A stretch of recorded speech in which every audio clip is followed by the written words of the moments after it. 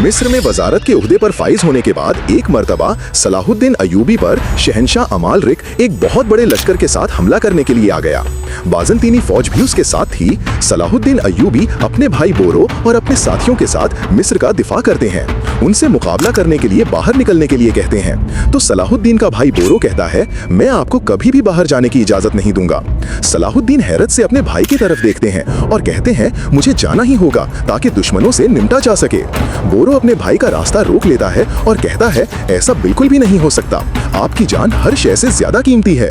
अभी हमें सुल्तान नूरदीन जंगी के बारे में भी कोई मालूमात नहीं है, इसलिए आपको मिस्र में रहना होगा और मैं आपकी जगह पर जाकर दुश्मन से जंग करूंगा। सलाहुद्दीन अपने भाई को कहते हैं कि तुम्हारी जान भी बहुत कीमती है, मैं जरूर जाऊंगा। सलाहुद्दीन का भाई कहता है, आपको मेरी बात मान लेनी चाहिए भाई, आप सलाहुद्दीन अय्यूबी हैं और सबको मालूम है कि सलाहुद्दीन अय्यूबी उम्मत में बार बार पैदा नहीं होते।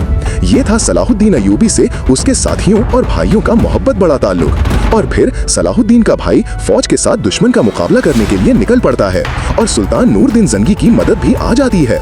सलाहुद्दीन भी दरवाजा खोलकर अपने भाई की मदद के लिए पहुंच जाता है।